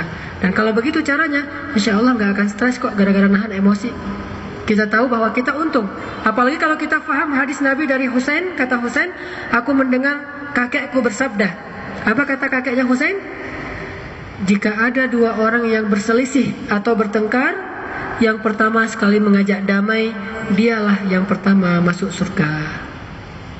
Ada 2 orang nih, sampai putus silaturahimnya, sampai diam-diaman, yang pertama sekali mengajak damai, dialah yang masuk surga lebih awal. Kalau di Al-Waqiah itu ada 3 golongan manusia di akhirat kan?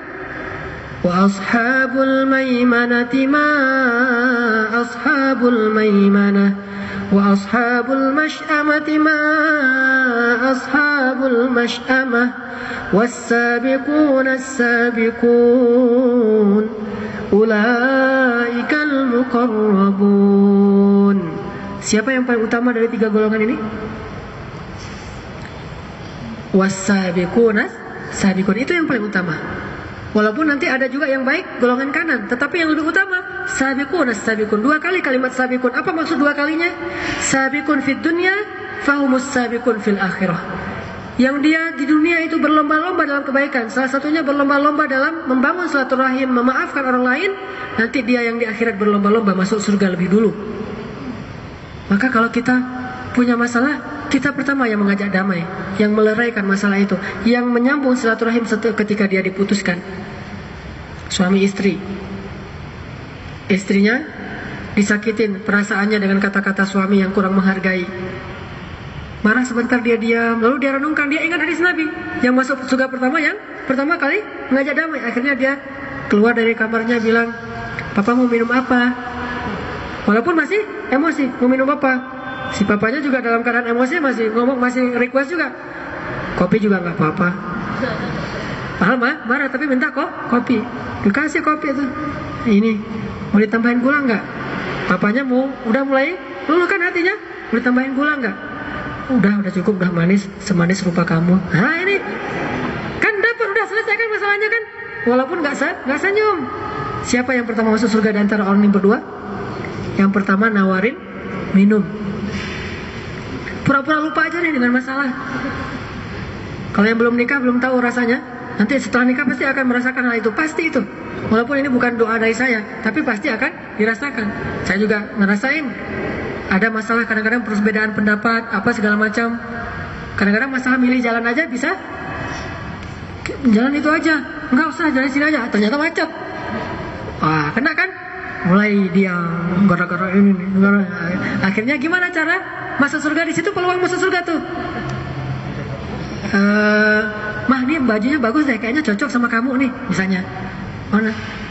Nih, awalnya mananya tampil cemburu, belum senyum. Pas dia suka, itu pasti senyum tuh. Bener ini. Oh iya, akhirnya jadi kan nggak ada masalah lagi, pura-pura lupa.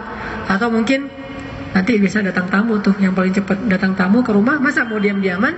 Pas sampai tamu di rumah udah kita ngobrol, tamu pulang, udah biasa lagi tuh. Orang yang pertama sekali menyambung silaturahim, dia yang pertama masuk surga. Ini keutamaan kadzimin al-ghaidz. Mudah-mudahan ini bermanfaat bagi kita. Masih ada beberapa hadis yang tentang keutamaan menahan amarah. Intinya bukan marah yang kita tahan, tetapi amarah, emosi. Karena kalau kita bisa nahan emosi, insya Allah kita bisa menahan marah. Kecuali marahnya dalam urusan-urusan yang berhubungan dengan agama, itu pun ada cara, ada adab, ada metode, ada fikihnya dalam marah. Gak boleh marah sembarangan. Jangan sampai kita menghakimi seseorang dengan semau kita. Kita harus menghakimi seseorang itu dengan semau Allah. Itu marah yang diperbolehkan. Ada seorang laki-laki di zaman Rasul minum khamar. Ini disebutkan dalam Riyadhus Shalihin. Dia minum khamar, dinasihatin sama Nabi nggak dengar. Akhirnya ditangkap sama sahabat, diikat, dibawa ke Rasul. Apa kata Nabi? Pukullah dia. Ada yang pukulnya pakai sendal, ada yang pukulnya pakai rida. Rida itu apa? Sorban. Pukul dia sebagai hukuman. Tapi nggak boleh terlalu sakit, dia pukul aja biar dia ngeh. Tiba-tiba ada seorang sahabat bukan hanya mukul, tapi mengucapkan kalimat-kalimat, semoga Allah membinasakan kamu, celaka kamu gitu. Apa kata Nabi? Janganlah kamu membantu syaitan untuk mencelakakan saudara kamu. Apa artinya? Gak boleh kita menghukum seseorang karena emosi, ghail. Tapi kita menghukum seseorang karena perintah Allah. Begitu juga seorang ayah dan ibu kepada anak-anaknya. Gak boleh karena emosi, tetapi karena memang begitulah cara pendidikan yang diajarkan Rasulullah SAW. Barakallahu li wa lakum. Mudah-mudahan ini bermanfaat. Sebelum ditutup mungkin ada 1-2 pertanyaan dari akhwat dulu. Ibu silakan. Waalaikumsalam warahmatullahi wabarakatuh.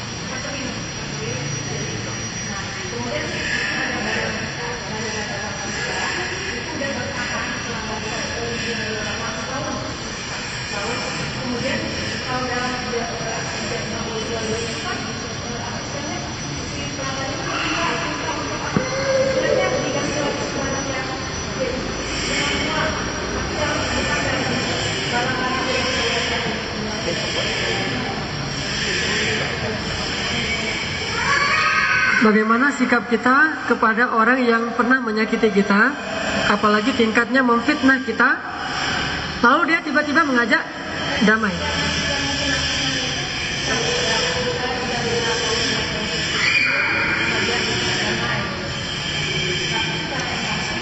Oh, seolah-olah fitnah itu benar gitu. Kalau pertimbangan yang seperti itu, kita menjadi terzalimi dan kita mengajak damai maksudnya. Mengajak damai itu artinya bukan kita datang kepada dia, kita damai aja lah, enggak usah ribut, bukan. Kondisional. Kalau dia memfitnah kita, jelas-jelas dia salah dan kita terbebas dari tuduhan. Maksud mengajak damai di situ kita maafkan. Dan kan nggak harus kita kasih tahu dia. Malah kalau kita kasih tahu dia, kadang-kadang nggak baik efeknya untuk dia. Dia merasa bahwa dia benar, dia merasa makin besar kepalanya, dia merasa bahwa dia dimuliakan, kita menghormati dia, kita yang rendah. Nggak. Jangan sampai gara-gara kita ingin berbuat baik, lantas martabat kita jadi rendah, hilang ifah kita. Maka kita memaafkan dia, tidak dendam kepada dia. Yang dimaksud dengan kadhimin al-ghaidh di situ tidak ada perasaan kita untuk membalas fitnah dengan fitnah. Kalau nanti suatu saat dia butuh bantuan, kita datang membantu dia. Dan kita nggak ngomongin masalah fitnah yang dulu. Nah, nggak ada cerita, udahlah kita damai aja daripada ribut-ribut kayak kemarin. Padahal dia yang salah. Nggak, kita nggak datang kepada dia untuk minta damai, tetapi kita memaafkan dia, dan kita tidak berencana untuk membalas dia, dan kita juga tidak berencana untuk menghalangi kebaikan untuk dia. Kalau dia butuh, kita akan bantu dia. Mudah-mudahan dengan kita bantu dia, justru dia akan sadar, lalu dia minta maaf sendiri kepada kita. Walaupun udah kita maafkan sejak lama. Itu menjaga tetap ifah harus dijaga. Jangan gara-gara pengen banget masuk surga duluan karena aja damai, akhirnya kita hina. Jangan. Di situ jangan datang kepada dia. Tapi sudah kita maafkan. Kecuali dia yang datang, maka kita pasti harus berdamai. Adapun soal jual beli dalam Islam itu nomor satunya adalah akad. Gimana akadnya? Kalau akadnya tadi ada semacam garansi, kalau nanti barangnya nggak habis bisa dikembalikan, atau dikembalikan dengan barang yang baru, atau dikembalikan dengan uang cash, maka ini sesuai dengan transaksi di awal kan akad. Tapi kalau tidak ada akad kayak gitu, maka perjanjiannya harus jelas. Kalau barangnya misalnya kelebihan misalnya, apakah akan dikembalikan atau tidak? Kalau misalnya nggak ada perjanjian dikembalikan, maka kita punya pilihan untuk tidak.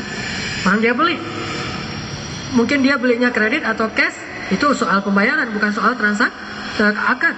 Kalau soal pembayaran, walaupun dia belum lunas, barangnya nggak jadi habis, nggak jadi jual, dia ganti profesi, dia nggak boleh membalikan.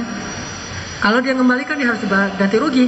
Ganti ruginya berapa dan sebagainya, kesepakatan damai di antara kita. Makanya tergantung akad.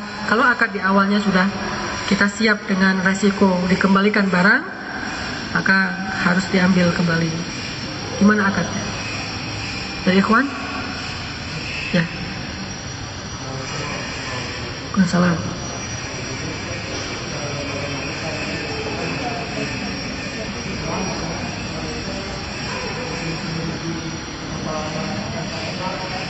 Apa? Keras.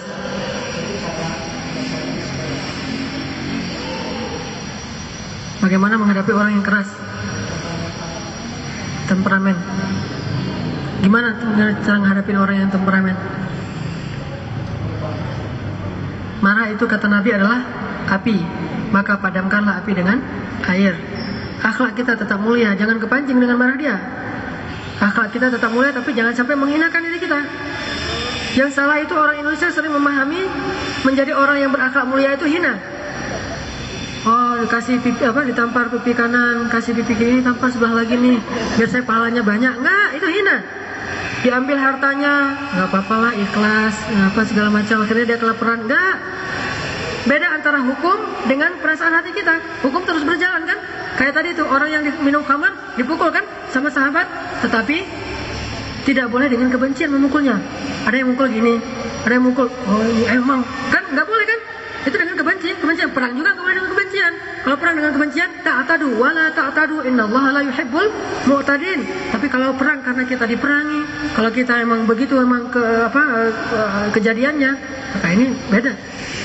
Maka menghadapi orang yang keras tadi, otullin, orang yang perangainya kasar, dengan cara akhlak yang mulia. Wa innaka la'ala khuluqin azim.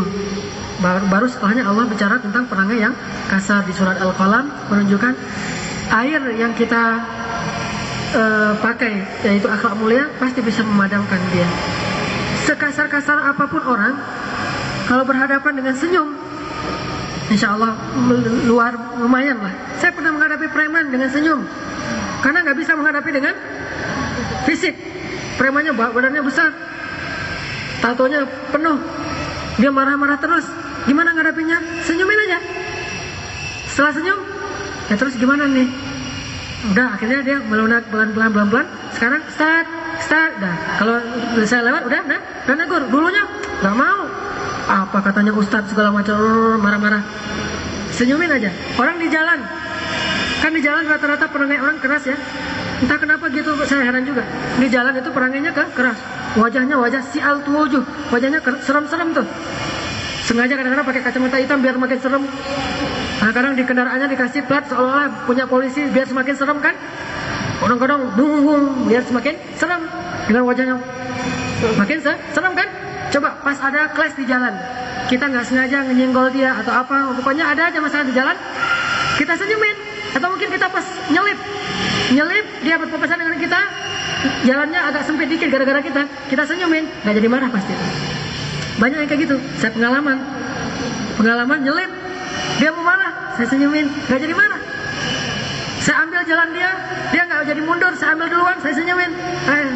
Udah gitu aja, senyum, air bisa memadamkan api. Coba kalau kita cuek, wah didatengin sama dia, atau dia berhenti, atau dia kejar lagi, atau mungkin bisa ribut. Senyum, maka walaupun senyumnya jangan berlebihan juga. Jangan sampai gara-gara senyum kita celaka kan. Senyumin senyum yang ada maknanya, senyum yang ada pesannya, yaitu pesan maaf saya nggak sengaja, udahlah jangan ribut-ribut amat, nggak usah terlalu nyolot atau apa. Senyum dengan bahasa yang baik. Mudah-mudahan bermanfaat. Barakallahu li wa lakum. Subhanakallahumma wa bihamdika asyhadu an la ilaha illa anta astaghfiruka wa atubu ilaik. Assalamualaikum warahmatullahi wabarakatuh.